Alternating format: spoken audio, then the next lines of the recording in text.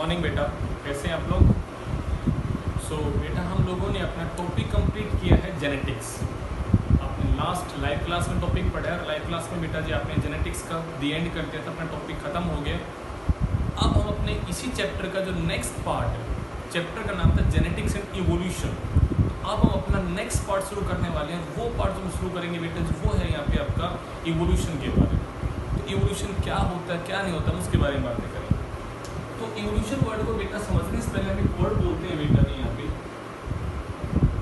Evolutionary biology.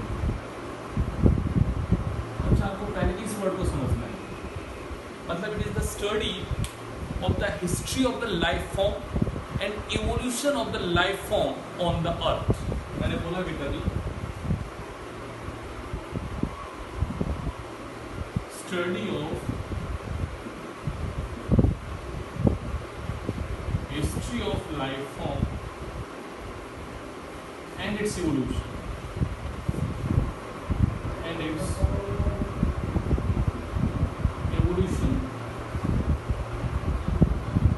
on earth। बेटा ये छोटी सी डेफिनेशन है, बट इस डेफिनेशन बड़ी गंभीरता से एक लाइन लिखी गई है। इस वर्ड के ऊपर जरा फोकस कीजिएगा। यहाँ पे रोनित वर्ड लिखा है बेटा history, history of the life form and it's evolution on the अर्थ। ये वर्ड की तो हम बातें करेंगे कि वे जो उसका इवोल्यूशन कैसे हुआ, बदलाव कैसा है, उसमें विद द टाइम उसमें ग्रेजुअल चेंजेस आए हैं, उसके जेनेटिक मेटेरियल में बदलाव आए हैं और वो बदलती गई है। ये बदलाव की बात करता है, बट एक वर्ड और भी लिखा गया है यहाँ पर, वो लिखा गया history of the life form. इस वर्ड का मतलब समझना है आपको सबसे पहले कि भाई सबसे पहले तो हमें उसके इतिहास को जानना है। हिस्ट्री बोले तो उसके इतिहास को जानना है कि लाइफ फॉर्म आई कहाँ से। बड़ा बकवास सा क्वेश्चन आप लोगों ने सुना होगा, दुनिया में पहले कौन आया, मुर्गी या अंडा? अगर मुर्गी आई है तो वो किससे पैदा हुई थी, और अगर अंडा आया है तो वो तो मुर्गी नहीं दिया होगा।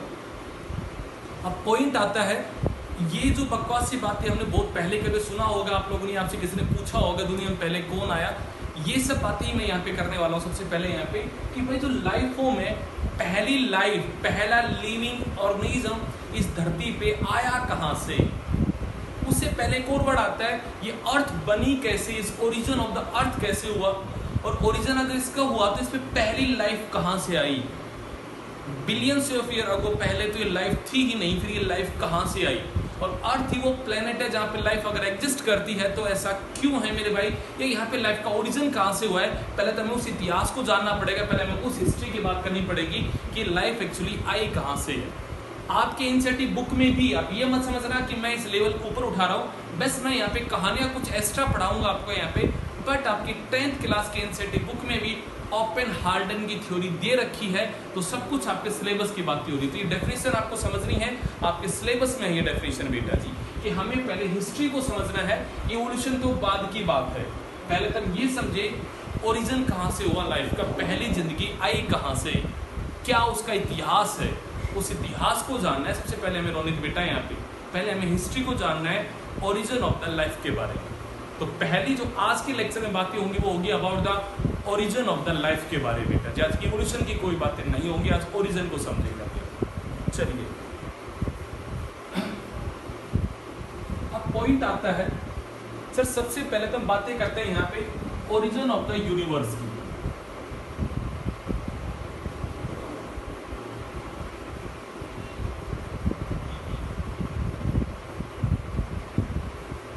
इसको बेटा जी एक्सप्लेन करने के लिए थ्योरी आई थी, अगर आप लोगों ने नाम भी सुना हो, big bang theory.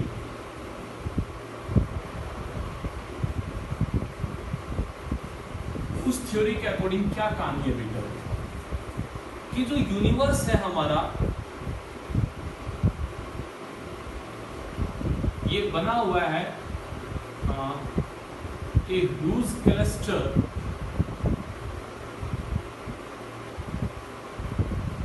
of different galaxies।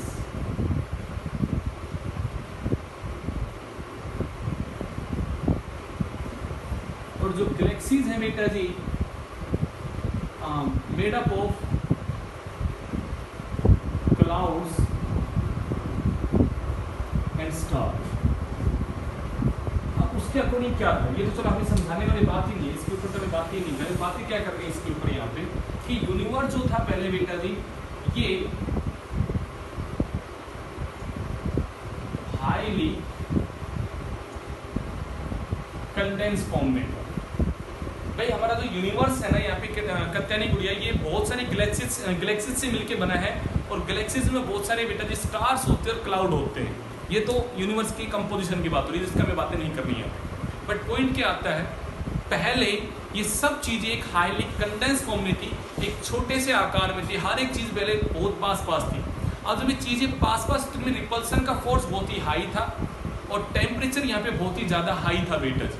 फिर एक ह्यूज एक्सप्लोजन हुआ, एक बड़ा धमाका हुआ।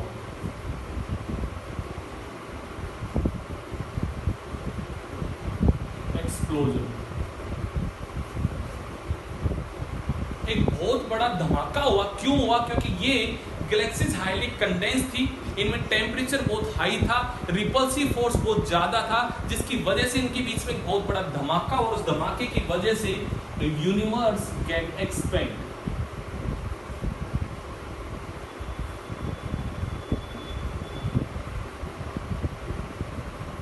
और जब यूनिवर्स एक्सपेंड हुआ होगा तो सोच के देखो, पहले सब चीजें कंडेंस फॉर्म में थी, जब धमाके से चीज फैली तो पहले जब कंडेंस थी तो टेम्परेचर बहुत हाई था, रिपल्सिव फोर्स बहुत ज्यादा था। धमाके से जब ये चीज दूर दूर फैली तो हम ये कहते हैं इसका टेम्परेचर क्या हो गया बेटा जी, यहाँ पे लोअर डाउन हो गया। तो मैं बोलूंगा बेटा जी, due to this temperature get lower down. Rishita गुड़िया जो टेम्परेचर लोअर डाउन हुआ होगा तो मैं कहूंगा जो भी बेटा जी यहाँ पे डिफरेंट टाइप की गैसेज हैं वो क्या हो गई, कंडेंस हो गई।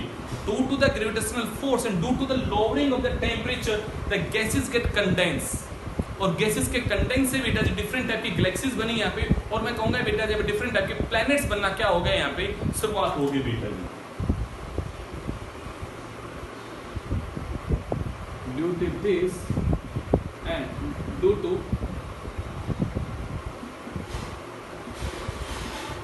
gravity and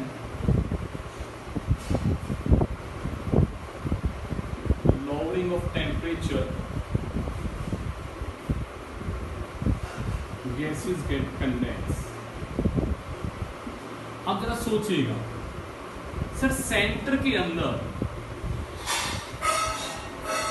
hydrogen gas and helium gas condense हो गई, और जो सेंटर में इनके कंडेंस होने से बेटा जी जो प्लेनेट बना वो प्लेनेट क्या बना बेटा जी, यहाँ पे सन बना। तो मैं कहूंगा बेटा जी जरा कहानी को दोबारा सुनते हैं। पहले जो ये यूनिवर्स था बेटा जी बहुत ही कंडेंस फॉर्म में थे, छोटे से आकार का था बेटा जी। इनमें जो डिफरेंट टाइप की गैलेक्सीज हैं बेटा जी वो बहुत ही पास पास थे, जिससे उनके बीच में रिपल्सिव फोर्स बहुत ज्यादा था, टेम्परेचर बहुत ज्यादा हाई था, तो उसकी वजह से एक बड़ा धमाका हुआ, एक बिग एक्सप्लोजन हुआ बेटा, जिसकी वजह से ये यूनिवर्स कई गुना बेटा जी फैल गया और ये एक्सपेंड हुआ बेटा जी। जब ये एक्सपेंड हुआ तो मैं कहूंगा टेम्परेचर क्या हो गया, लोअर डाउन हो गया, और due to this lowering of the temperature and due to formation of the gravitational force क्या हुआ मेरे भाई, यहाँ पे गैसेज आपकी कंडेंस हो गई। तो मैं कहूंगा सेंटर के अंदर हाइड्रोजन की गैस और हीलियम की गैस बेटा जी कंडेंस हो गई, और जहां पे वो कंडेंसेशन हुआ बेटा जी वहां पे जो प्लेनेट बना उस प्लेनेट का नाम था बेटा जी सन। तो क्या पूछे आपसे सन क्या है, it's a condensation of the hydrogen gas से बना था बेटा जी। यहाँ एक्चुअली सन से जो सन रेज आती है it is due to the nuclear fusion reaction. आपने पढ़ा होगा फिजिक्स वगैरह में कि वहाँ पे हाइड्रोजन कंबाइन होकर हीलियम गैस को बनाते हैं, और वो एक न्यूक्लियर फ्यूजन रिएक्शन है जो एक एक्सोथर्मिक रिएक्शन, और उससे जो रेडिएशंस हो रही है बेटा जी वो हम तक पहुंचने का काम हो रहा है। तो मैं कहूँगा सेंटर के अंदर बेटा जी बन गया यहाँ पे सन, और बेटा इसके आसपास और गैसेस कंडेंस हो गई, डस्ट बाकी कोई भी चीज बेटा जी यहाँ पे कंडेंस होती है, और मैं कहूंगा बेटा जी यहाँ पे डिफरेंट टाइप के प्लैनेट्स बन के क्या हो गए बेटा जी तैयार हो गए, they start revolving around the sun, और इससे हमारा बेटा जी पूरा एक मिल्की वे गैलेक्सीज बन के तैयार हो गया था। अब पॉइंट आता है सर ये बिग एक्सप्लोजन कब हुआ था, तो मैं कहूंगा बेटा जी अप्रॉक्स 20 बिलियन ईयर्स अगो। आज से 20 बिलियन ईयर्स को पहले ये बड़ा धमाका हुआ जिसकी वजह से सब चीज बनके तैयार हुई थी, ऐसा हमारा मानना है बेटा। ओके, अब पॉइंट को समझो कि धरती के ऊपर क्या क्या घटना घटित होते हैं, उस बात को समझते हैं। जरा कहानी को समझो। सर ये अर्थ है, ऐसे ही सर बन गई आपकी अर्थ। अब सर ये अर्थ था और सर ये सन है,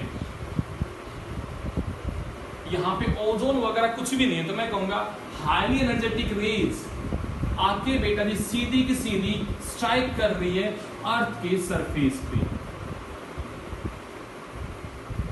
सीधे गुड़िया यहाँ पे कुछ भी वो नहीं है, ओजोन वगैरह कुछ भी नहीं थी शुरुआत में बेटा जी। प्रियांशु, ओजोन वगैरह कुछ भी नहीं थी, सीधी ये सनरेज आके बेटा जी टकरा रही है अर्थ के सरफेस से। तो वर्षा गुड़िया क्या होगा? आप कहोगे सर यहाँ पे जो टेम्परेचर होगा वो कैसा होगा? हाई टेम्परेचर होगा, क्योंकि हाई एनर्जेटिक रेज नीचे आने लगी। तो मैं कहूंगा यहाँ पे मोल्टन फॉर्म में मेटेरियल पड़ा हुआ है, और मैं कहूंगा यहाँ पे क्या क्या चीजें हैं। आप कहोगे यहाँ इसके एटमोस्फेयर में क्या बैठा है बेटा जी? मोल्टन फॉर्म में बेटा जी यहाँ पे अमोनिया है, मीथेन की गैस है, वाटर की वेपर्स हैं, और यहाँ पे CO2 गैस थी। ये सब चीजें यहाँ पे पड़ी थी, क्योंकि टेम्परेचर बहुत ज्यादा हाई था, तो लावा निकल रहा था यहाँ पे, जो आपका बेटा जी यहाँ पे जो रॉक्स वगैरह थी उनसे बेटा जी आपका अमोनिया, CH4 ये सब चीजें निकलने लग रही थी। अब क्या हुआ बेटा जी यहाँ पे जो आपका CO2 था, नॉट CO2, जो बेटा जी वाटर था, उस वाटर के ऊपर बेटा जी यूवी की रेज टकराई, तो इसका ब्रेकडाउन हो गया। तो मैं कहूंगा ये हो गया फोटोलाइसिस।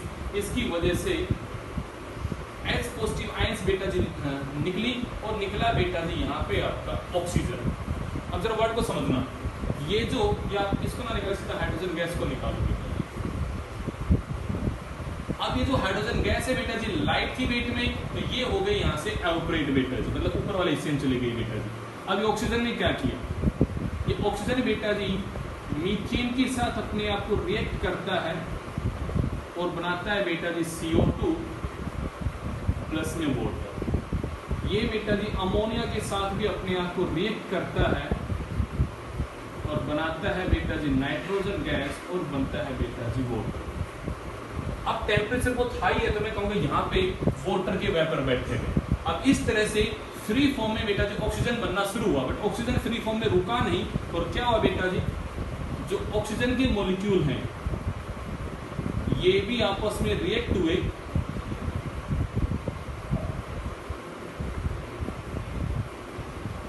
और बन गया है बेटा जी यहाँ पे O3, यानी कि बन गया है बेटा जी यहाँ पे ओजोन। अब जरा सोचिएगा, यहाँ पे बेटा जी धीरे धीरे क्या होगा, यहाँ पे ओजोन की फॉर्मेशन स्टार्ट हो गई, और जैसे ही बेटा जी यहाँ पे ओजोन की फॉर्मेशन हो गई, टेम्परेचर यहाँ पे हो गया बेटा जी लोअर डाउन, और जब टेम्परेचर बेटा जी यहाँ का लोअर डाउन हुआ, तो जो वाटर के वेपर थे बेटा जी वो सब के सब कंडेंस हो गए, और यहाँ पे बेटा जी पहली बारिश हुई, और पूरी धरती के ऊपर बेटा जी क्या भर गया आपका, यहाँ पे पानी भर गया, और मैं कहूँगा इस तरह से समुद्र बन गए धरती के ऊपर। कहानी बड़ी दिलचस्प है, अगर आप समझ के देखोगे बड़ी दिलचस्प कहानी है। कहानी की तरह बातें याद रखो। यहाँ पे बेटा जी हर जगह आपका यहाँ पे पानी ही पानी भर गया, और पूरा एक्वेटिक सिस्टम बन के तैयार हुआ। कैसी हुई बारिश, दोबारा सुनो। कहानी है बेटा जी एक छोटी सी कहानी के थ्रू समझो बात को। धरती थी, ये बनी due to the condensation of the बेटा जी यहाँ पे आपके गैसेज हो गए बेटा जी, धरती का एक प्लेनेट बनके तैयार हो गया। किसके अराउंड? सन के अराउंड बनके तैयार हो। अब यहाँ पे सन की जो रेज वो सीधी आ रही थी धरती के पास। ओजोन नाम की चीज पहले नहीं थी। अब ओजोन अगर नहीं थी तो जो भी हाई एनर्जेटिक रेज है बेटा जो सीधी आके टकरा रही है कहाँ पे? आपके अर्थ के सरफेस पे। अब अगर वो यहाँ आके टकरा रही है तो सर यहाँ पे तो टेम्परेचर बहुत ही होगा। मैं कहूँगा बिल्कुल बेटा जी, जो अर्थ का सरफेस होगा यहाँ पे अगर टेम्परेचर बहुत हाई होगा तो हर एक चीज यहाँ पे मोल्टन फॉर्म में होगी बेटा जी। तो रॉक से बेटा जी क्या निकल रहा है? यहाँ पे अमोनिया रिलीज हो रहा है, मीथेन रिलीज हो रहा है। टेम्परेचर बहुत हाई है तो मैं कहूँगा वाटर बेटा जी लिक्विड फॉर्म में नहीं है, वाटर के यहाँ पे वेपर्स है और यहाँ पे CO2 गैस बैठी हुई है। जब यहाँ पे अगर यूवी रेज आती है, यूवी रेज की प्रेजेंस में क्या होता है बेटा जी, ये वाटर का मॉलिक्यूल का बेटा जी ब्रेकडाउन हुआ और क्या बन गया बेटा जी, वो हाइड्रोजन की गैस बन गया और ऑक्सीजन बन गया। अब हाइड्रोजन की जो गैस है ना बेटा जी, ये तो लाइट इन द वेट है, तो यहाँ से एवापोरेट हो गए बेटा जी। अब आपने कहा सर यहाँ पे ये ऑक्सीजन जो था ये एक फ्री रेडिकल था, ये रिएक्टिव मॉलिक्यूल था बेटा जी, रिड्यूस अपने आप को मतलब रिएक्ट करता है विद द बेटा जी मीथेन, तो सर वहां क्या बनेगा, CO2 और बेटा जी वाटर के वेपर्स बनेंगे। इसने बेटा जी ऑक्सीजन ने रिएक्ट किया विद द अमोनिया, तो क्या बना बेटा जी, यहाँ पे नाइट्रोजन गैस बनी और बेटा जी वाटर बना। और सर ये ऑक्सीजन ऑक्सीजन आपस में भी रिएक्ट हो गया, तो वहां बन गई सर ओजोन। तो सर पहली बार धरती के एटमॉस्फेयर पे ओजोन बन के तैयार हो गए इस तरीके से, ये केमिकल रिएक्शन हुआ जिसकी वजह से बेटा जी यहाँ पे ओजोन बनी। अब बच्चा जैसे यहाँ पे ये ओजोन बन के तैयार हो गई, तो आप ओजोन ने क्या किया होगा, जो हाईली एनर्जेटिक रेज है, जो यूवी रेज है बेटा जी, उसको इसने एब्जॉर्ब कर लिया होगा। और अब यूवी रेज बेटा जी यहाँ पे आपके अगर एब्जॉर्ब हो गए, तो मैं कहूंगा जो हाईली एनर्जेटिक रेज है वो नीचे आना बंद हो गए बेटा जी, वो यहीं से ही रिफ्लेक्ट होके बैक होने लगी बेटा जी, यहीं से ही वो रिफ्लेक्ट बैक होने लगी या फिर यहाँ पे एब्जॉर्ब होने लगी। तो मैं कहूंगा जो भी हाईली एनर्जेटिक रेज थी वो नीचे आना बंद हो गई, और वो नीचे आना बंद हो गई तो मैं कहूंगा उसकी वजह से यहाँ पे टेम्परेचर धीरे धीरे क्या हो गया बेटा जी, आपका लोअर डाउन हो गया। अब अगर टेम्परेचर लोअर डाउन हुआ होगा तो इस एटमॉस्फेयर में बेटा जी जो वाटर के वेपर थे वो सब के सब क्या हुए होंगे बेटा जी, कंडेंस। फिर कंडेंस अगर हुए तो पहली क्या हुई होगी बेटा जी, यहाँ पे रेन हुई होगी, और जब पहली रेन हुई होगी तो पूरी धरती के ऊपर क्या भर गया बेटा जी, पानी भर गया। इस तरह से वाटर बनना शुरू हो गया यहाँ पे, और पूरी धरती के ऊपर बेटा जी आपके ओशंस बन के तैयार हो गए। अब ये सब काम कब हुआ, तो मैं कहूंगा पहले सबसे पहले बेटा जी अर्थ का ओरिजिन हुआ था अप्रोक्स 4.5 बिलियन ईयर्स अगो। ये अर्थ का एटमॉस्फेयर बन के तैयार हुआ था बेटा जी, ये सब घटना घटित हुई थी बेटा जी अप्रोक्स 4 बिलियन ईयर्स अगो। करीबन 4.5 बिलियन साल पहले अर्थ बन के तैयार, उसके करीबन 500 मिलियन के बाद बेटा जी आपका अर्थ का एटमॉस्फेयर बन के तैयार हो गया बेटा जी। अब यहाँ पे ओरिजिन नहीं हुआ है लाइफ का, पर अर्थ बन के तैयार हो गया, पानी आ गया, पानी के अंदर पहले लाइफ का ओरिजिन होगा। तो यहाँ पे एक बात को आपको परम तन में एक बात तो दिमाग में लोड कर लो, पहली लाइफ का जो भी ओरिजिन होगा वो वाटर में होगा, क्योंकि पूरी धरती पे पानी ही पानी भरा हुआ है। तो कोई पूछे आपसे फर्स्ट लाइफ का ओरिजिन कैसा है, तो आप बोलोगे एक्वेटिक है। पहले लाइफ कैसी है बेटा जी, एक्वेटिक थी, जो पानी में पैदा हुई थी बेटा जी पहले लाइफ। यहां तक की बात समझ में आई कि नहीं आई मेरे भाई? दोबारा आप वीडियो को बैक करके कहानी को समझ सकते हो, कैसे मैं इन बातों को समझा रहा हूँ। कहानी के थ्रू बातें समझनी है। धरती बनी जब एक्सप्लोजन हुआ, एक्सप्लोजन कब हुआ, आज से 20 बिलियन पहले। तो ऐसा नहीं कि सब काम एक दिन का है, देखो 20 बिलियन पहले बेटा जी यहाँ पे आपका एक्सप्लोजन हुआ था, बट प्लेनेट अर्थ बना है मात्र 4.5 बिलियन, मतलब काफी टाइम लग गया एक प्लेनेट को बनने में, मतलब ये एक दिन का काम नहीं है बेटा जी। और ये अर्थ के बनने के बाद ये यूवी रेज नीचे आ रही है बेटा जी, यहाँ पे आपका ये सब रिएक्शन यहाँ पे टेक प्लेस हुए, और बेटा जी यहाँ पे रेन होके ये कंडीशन बनने में बेटा जी यहाँ पे करीबन 500 मिलियन लग गई, मतलब ये काम भी बहुत टाइम बाद हुआ है। और अभी तक लाइफ का ओरिजिन नहीं हुआ है, बट लाइफ को लेके फेवरेबल बेटा जी कंडीशन क्रिएट होना शुरू हो गई है, और मैं कहूँगा वो सब बातें यहाँ पे शुरू हो गई बेटा जी। लाइफ का जो भी ओरिजिन हो रहा है वो ये हाई टेम्परेचर के साथ साथ चलना शुरू हो गया था बेटा जी यहाँ पे, और सब काम कहाँ पे होगा बेटा जी आपका यहाँ पे पानी में होना है सारा काम। यहाँ तक की बात आई, होप आपको लॉजिक सेट हो गया होगा। ये मैंने आपको बताया है बेटा जी ओरिजिन ऑफ द अर्थ कैसे हो गया, आपके अर्थ के ऊपर एटमॉस्फेयर बनी थी कुछ इस तरीके से तैयार हो गया। ये मैंने केमिकल रिएक्शंस आपको समझाए हैं कि कैसे कैसे यहाँ पे सारी बातें हुई है बेटा, ठीक बात है। चलिए अब ये सब बातें हो, अब आता है sir origin of the life कैसे हुआ, पहली लाइफ कहाँ से आई। अब इस पहली लाइफ के आने के पीछे अलग अलग कहानियां हैं बेटा, कोई कहानी कुछ कहती, कोई कहानी कुछ कहती। तो मैं आपको यहाँ पे 4 कहानियां सुनाऊंगा बेटा जी, वो 4 कहानी सुनिए। सबसे पहली कहानी बेटा जी स्पेशल क्रिएशन।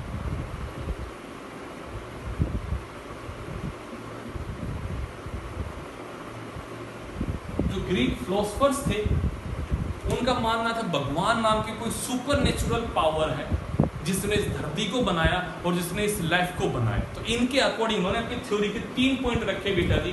इन्होंने पहला पॉइंट क्या था, अर्थ इज 4000 ईयर्स ओल्ड। उनके अकॉर्डिंग धरती कोई बहुत पुरानी नहीं है, मात्र 4000 साल पुरानी है उनके अकॉर्डिंग। सेकंड पॉइंट क्या बेटा जी, life present on earth is created as such। ये जो लाइफ आज प्रेजेंट है ना, ये ऐसे की ऐसी बेटा जी आपकी क्रिएट की गई थी। यहाँ तो लाइफ की जो डिफरेंट फॉर्म है बेटा जी, ये ऐसे की ऐसी बेटा जी क्रिएट की गई थी किसी सुपर नेचुरल पावर के द्वारा बेटा जी। Life form was same since its creation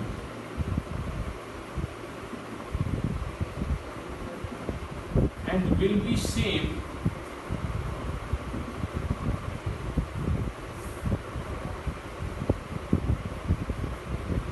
in future। 3 point कह रहा है। क्या पॉइंट कह रहा है जरा सुनना बेटा। रोनित क्या कहता है ये बात यहाँ पे, नमन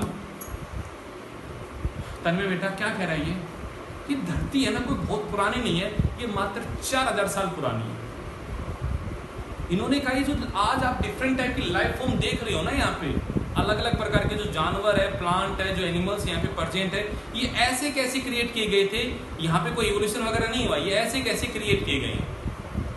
उन्होंने थर्ड पॉइंट कहा जो डाइवर्सिटी आज प्रेजेंट है ना धरती पे, ये वैसी है जैसी की बेटा जी ये आपकी जब बनाई गई थी तब थी। यहाँ पे मतलब पास्ट में भी ये ऐसी थी, जब से धरती बनी है तब से लेके अभी तक ये ऐसे की ऐसी है, और आने वाले भविष्य में भी ये ऐसे ही रहेगी। डाइवर्सिटी यहाँ की चेंज नहीं हुई है।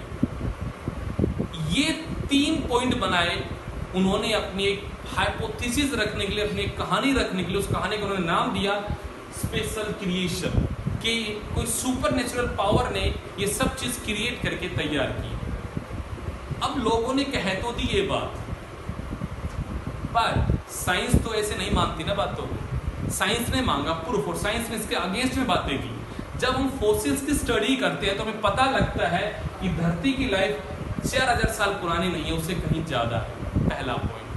सेकंड पॉइंट ये कहता है कि जो लाइफ धरती के ऊपर है बेटा जी, ये ऐसे कैसे नहीं बनाई गई थी। अगर हम फॉसिल की स्टडी देखते तो हम ये देखते हैं धरती की लाइफ तो अलग है, बट काफी जो लाइफ है उनका अगर हम क्रिएशन देखें बेटा जी, ये जब हम आपके फॉसिल की स्टडी देखते हैं हम कहते हैं पास्ट में लाइफ कहीं प्रेजेंट ही नहीं थी, ये तो भैया जी बाद में बनी है। तो मतलब लाइफ एज सच यहाँ पे क्रिएट नहीं की गई है। हम थर्ड पॉइंट को देखते हैं कि भाई पास्ट में लाइफ कैसे था। हमें यहाँ पे बहुत सारे ऐसे फॉसिल्स मिलते हैं जो पहले कभी पास्ट में एग्जिस्ट करते थे, जो आज एग्जिस्ट नहीं करते। तो हमें साफ समझ में आता है कि ये कहानी सरासर झूठ है, ये सच नहीं है। बट ये उस टाइम की बातें हैं बेटा जी जब साइंस बहुत ज्यादा डिस्कवर नहीं हुई थी, जब लोगों को साइंस की ज्यादा नॉलेज नहीं थी, तब लोगों ने ये कहानियां रखी। बट जब डार्विन आया 16 में, जब डार्विन आया तो डार्विन ने जब बातें की बेटा जी यहाँ पे फॉसिल्स के बारे में बातें की उसने यहाँ पे, तो मैं कहूंगा बेटा जी यहाँ पे उन्होंने इस कहानी को आके डिस्प्रूव कर दिया। सबसे पहले ये कहानी दी गई थी कि एक सुपर नेचुरल पावर ने इस लाइफ को ओरिजिनेट किया है, और उन्होंने अपनी कहानी के 3 ये पॉइंट रखे थे जो सरासर गलत हैं। ये कहानी डिस्प्रूव कर दी गई बाद में। क्यों कर दी गई? क्योंकि ना तो हमें फॉसिल की जो स्टडी करते हैं वो कोई भी बात ऐसी नहीं है फॉसिल स्टडी वाली बात जो यहाँ पे मैच होती है। फॉसिल की स्टडी ये साफ दर्शाती है कि धरती की लाइफ 4000 साल पुरानी नहीं है। फॉसिल की स्टडी ये साफ दर्शाती है धरती की ओरिजिन के टाइम में, और यहाँ पे काफी लाइफ ऐसी जो बहुत बाद में क्रिएट हुई है। फॉसिल स्टडी ये साफ दर्शाती है कि कुछ ऐसे हमें फॉसिल्स मिल रहे हैं, हमें बहुत सारे ऐसे फॉसिल्स मिले जो पास्ट में प्रेजेंट थे बट आज वो प्रेजेंट नहीं है। तो ये लाइफ एज सच क्रिएट नहीं की गई है बेटा जी, ये एक एवर चेंजिंग है बेटा जी। इन्वायरमेंट बदलेगा तो ये भी बदलती रहती है, और ये सिंपलर फॉर्म से मोस्ट आपके डेवलप होती जा रही है बेटा जी। तो पॉइंट आते हैं, तीनों लाइनें गलत होती रही, कहानी बेटा जी यहाँ पे डिस्प्रूव हो जाती है। ये सबसे पहली कहानी थी जो दी गई। इसके बाद आई दूसरी कहानी। दूसरी कहानी क्या कहती है? Spore theory.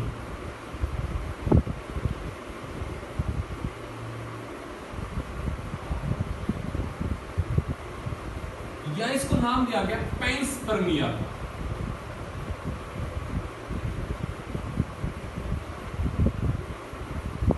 इनके अकॉर्डिंग क्या लाइन थी कि एक्चुअली ये लाइफ जो है ये एक स्पोर की फॉर्म में किसी दूसरे प्लेनेट से अराइज हुई है।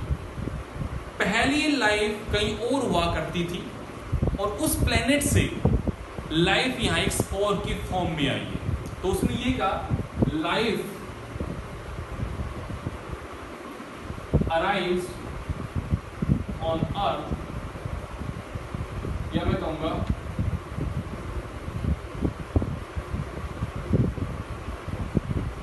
Life in form of spore come on earth from some another planet।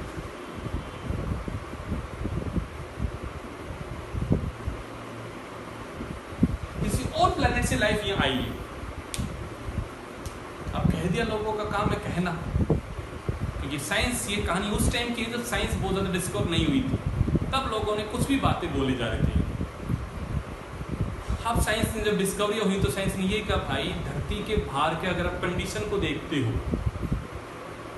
तो बाहर तो हाई एनर्जेटिक रेज प्रेजेंट है, और एक स्पोर अगर बाहर से आया होगा तो स्पोर के बाहर ऐसी कौन सी प्रोटेक्टिव कवरिंग जिसने उस हाई एनर्जेटिक रेडिएशन को सेंड कर लिया होगा।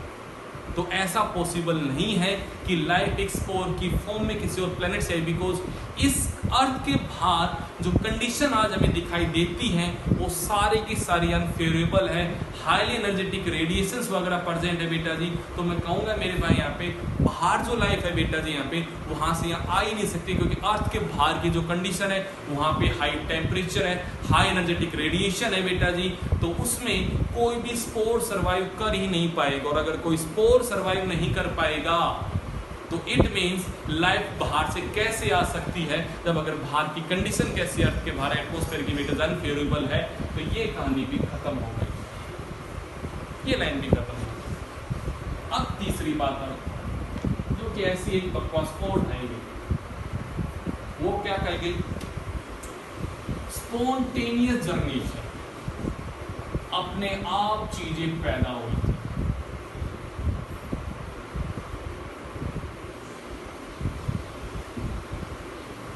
कहानी का नाम रखा गया बेटा स्पॉन्टेनियस जर्नेशन, कि लाइफ अपने आप, मतलब नॉन लिविंग थिंग से हम पैदा हुए हैं और अपने आप चीजें पैदा हुई। कैसे? उन्होंने कहा जो भी यहां पे आपका डीके,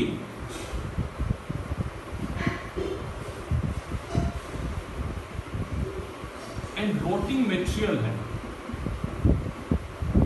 सड़ता हुआ जो मटेरियल है उससे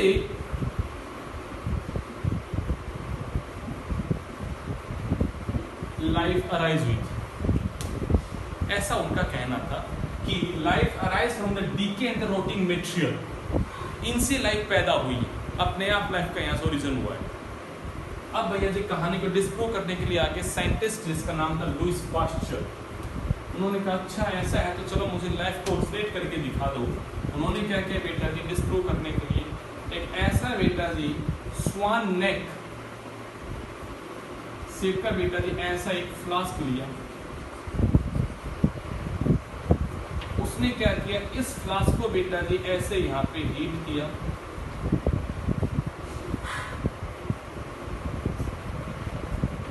उसने बेटा उसने क्या किया यहाँ पे ईस्ट का एक्सट्रैक्ट ले लिया, या मतलब उसने यहाँ पे शुगर ले लिया बेटा, उसने यहाँ पे शुगर ले लिया और उसने इसको हीट करना शुरू किया। क्या देखता है कि यहाँ से जो वाटर है जो एवपोरेट होता है और यहाँ पे आके बेटा जी वाटर आपका कंडेंस हो गया। तो मैं कहूँगा ये बन गया बेटा जी प्लग। फिर उसने इसको हटा दिया। अब उसने कहा यहाँ पे शुगर वगैरह है, तो देखता हूँ कि बैक्टीरिया वगैरह अपने आप इस शुगर के मिक्सचर में, ये जो सड़ता हुआ यहाँ मिक्सचर पड़ा है, क्या यहाँ पे लाइफ अपने आप पैदा होती है नहीं पैदा होती है। उसने इस शुगर में ईस्ट के एक्सट्रैक्ट ले लिए और उसने कहा कि देखता हूँ यहाँ पे चीजें अपने आप पैदा होती है नहीं होती। बिकॉज जब ये प्लग था यहाँ से, तो जो भैया जी एयर के अंदर माइक्रोब्स थे वो अंदर एंटर नहीं कर पाए। क्योंकि ये वाटर का यहाँ पे जो प्लग बन गया बेटा जी, ये उन माइक्रोब्स को अंदर जाने नहीं दे रहा। उसने इसी एक्सपेरिमेंट फिर क्या किया, इसको उसने यहां से तोड़ दिया। तो क्या हुआ, इस एयर से डिफरेंट टाइप के बेटा जो पार्टिकल्स थे वो यहां से एंटर करके, जो डिफरेंट टाइप के माइक्रोब्स थे बेटा जी वो यहां से एंटर करके और यहां पे जाके माइक्रोब्स डेवलप हो गए। बट पहले केस में ऐसा नहीं हुआ। तो उसने कहा एक्चुअली लाइफ एक प्री एग्जिस्टिंग लाइफ से आती है, लाइफ इसमें अपने आप पैदा नहीं हुई है। यहाँ सुगर था और बाकी यहाँ पे मिक्सचर पड़ा हुआ, बट अपने आप में लाइफ पैदा नहीं हुई है। क्यों? क्योंकि यहाँ एक जो प्लग बना था, उस प्लग की वजह से यहाँ से कोई भी माइक्रोब्स अंदर एंटर कर ही नहीं पा रहा था। बट जैसे ही मैंने इस स्वान नेक की नेक को तोड़ा, तो इस ब्रोकन पार्ट से बेटा जी माइक्रोब्स आपके अंदर एंटर करे और यहाँ वो इस सुगर में जाके ग्रोथ हुआ और फिर जाके हमें यहाँ पे दिखाई दिया कि यहाँ पे माइक्रोबियल ग्रोथ होगी। तो इस सुगरी जो एक्सट्रैक्ट है, इसमें अपने आप माइक्रोब्स पैदा नहीं हुई। एक्चुअली वो एयर में बैठे हुए थे, वो यहाँ पे जाके मल्टीप्लाई हुए और वो यहाँ जाके ग्रो किए। तो लाइफ अपने आप पैदा नहीं होती है, जो एयर के अंदर माइक्रोब्स थे उनसे ही वहां पे जाके बेटा डिवीजन से डिफरेंट टाइप की माइक्रोबियल ग्रोथ हुई है। तो उसने कहा लाइफ जो होती है एक लाइफ से ही आती है, लाइफ कभी अपने आप पैदा नहीं होती है। ये बात कह दी लुईस पाश्चर ने और उसने स्पॉन्टेनियस जर्मिनेशन की कहानी को बेटा जी डिस्प्रूव कर दिया। क्या नाम बोल रहा हूं मैं बार बार यहाँ पे, लुईस पाश्चर ने ये एक्सपेरिमेंट परफॉर्म करके बेटा जी इस कहानी को भी यहाँ पे डिस्प्रूव कर दिया। अब जो अगली कहानी आती है, वो कहानी देने वाले साइंटिस्ट का नाम था बेटा जी ऑपरेन और हाल्डेन, और उन्होंने थ्योरी दी बेटा जिसका नाम था यहाँ पे केमिकल इवोल्यूशन। उनका क्या कहना था उसको जरा सुनना, तो मैं बोल देता हूँ यहाँ पे। अब जो अपनी बेटा जी फोर्थ कहानी आ रही है, वो आ रही है बेटा जी यहाँ पे अबाउट द केमिकल इवोल्यूशन के बारे में। क्या कहती है कहानी? उसने कहा यहाँ पे पहले हर एक चीज बेटा जी फ्री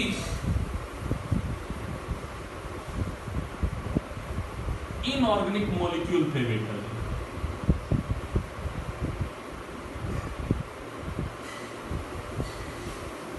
लाइक अमोनिया बैठा हुआ है, CO2 है, वाटर की वेपर है, मीथेन है, इस प्रकार से फ्री इनऑर्गेनिक मॉलिक्यूल था। उसने कहा पहले यहाँ पे अर्थ की कंडीशन कैसी थी। ये जो लाइन में लिखा उन्होंने की बेटा जी बहुत बार क्वेश्चन आता है कि जो अर्ली अर्थ की कंडीशन कैसी थी, कि लाइफ के ओरिजिन के टाइम पे अर्थ की कंडीशन कैसी, तो कैसी थी बेटा जी यहाँ पे सबसे पहला पॉइंट बेटा जी हाई टेम्परेचर। दूसरा पॉइंट बेटा जी लाइट के स्पार्किंग, ऊपर आप पॉइंट बोलोगे यहाँ पे रिड्यूसिंग इन्वायरमेंट, मतलब अब्सेंस ऑफ